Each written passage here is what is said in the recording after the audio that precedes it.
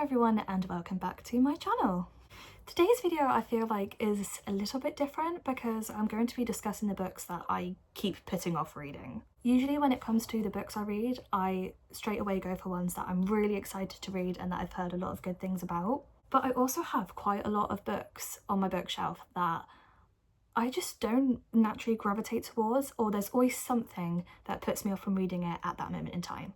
I thought maybe if I discuss these in a video and if I get any comments like really telling me to read this book because it's going to change my life, then maybe it'll encourage me to read them. The first book on this list is Young Jane Young by Gabrielle Zevin. I have no idea why I'm putting this off really, because I love Gabrielle Zevin's writing. Tomorrow and Tomorrow and Tomorrow is literally one of my favourite books of all time. This is one of her adult novels, which I also prefer. I also love The Storied Life of A.J. Fikry and rated that 5 stars as well, which is an adult novel of hers. I have also read Elsewhere and Memoirs of a Teenage Amnesiac. I can never say that title. I've also read them and they are her YA novels and I didn't enjoy them as much. This one is an adult novel, so I don't know why I'm putting it off because I love her writing in her adult novels so much. I think maybe because it follows the story of 5 women, I'm scared that I'm not going to remember every woman's storyline, if that makes any sense. I don't want to get them confused. I also can't even really tell what it's about by reading the blurb because each woman has a different story and I just feel like I'm going to get them muddled up.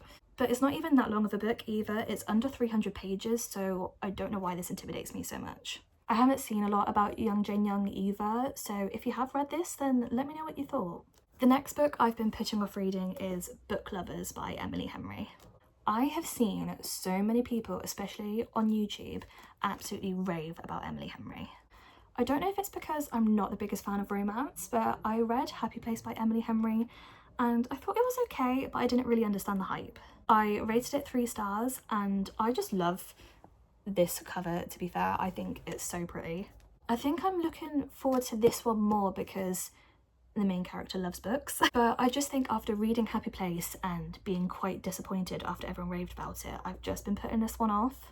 If you're a fan of Emily Henry, let me know which book of hers is your favourite because I would love to give her another chance. I really just want to find a romance book that I genuinely really enjoy, rather than just romance being a subplot. Because I do enjoy romance being a subplot, I just don't really like it when an entire book is just about romance. I basically just like drama. Next is a book that is on my June TBR, so I will be reading it this month, I'm telling myself that. The 7 Husbands of Evelyn Hugo by Taylor Jenkins Reid. I don't know what it is about this book. So many people rave about it, but I just don't think it sounds interesting. This is why I got this book from the library rather than buying it, because then at least I don't feel like I've wasted my money if I did buy it. But it just doesn't sound interesting, but I love Daisy Jones and the Six, so I don't know why I'm putting this off so much. When I read the blurb for Daisy Jones and the Six, I didn't think I'd enjoy that either and I absolutely loved it and rated it 4 stars.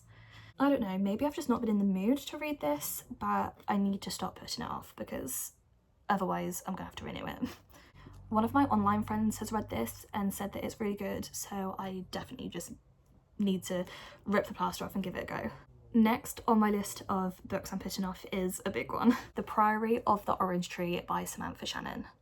As you can see, I do have a bookmark in here. I did briefly start it when I was in hospital one time, but only got to page 17.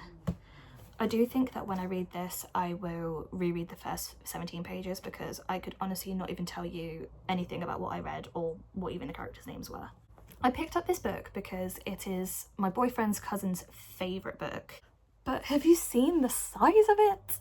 I have not read a book this big. It's 825 pages. That is crazy. Also, this book is fantasy and that intimidates me so much. I do like fantasy books, but mainly YA fantasy.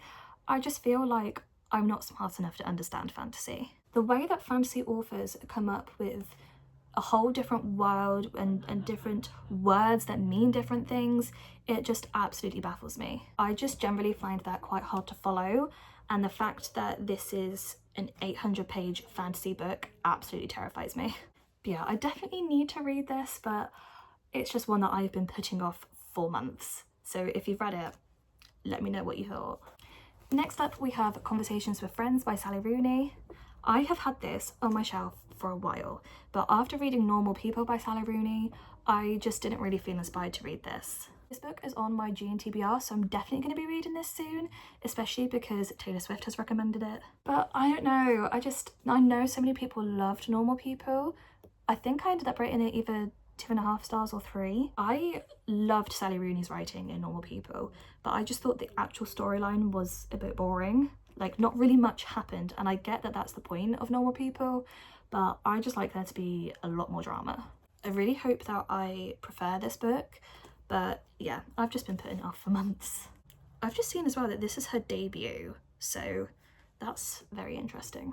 The next book I've been putting off is for quite a similar reason to The Priory of the Orange Tree, and that is Things We Hide from the Light by Lucy Score. This book, I mean, it's not as long as The Priory of the Orange Tree, but it's over 500 pages, nearly 600 pages. Big books just intimidate me.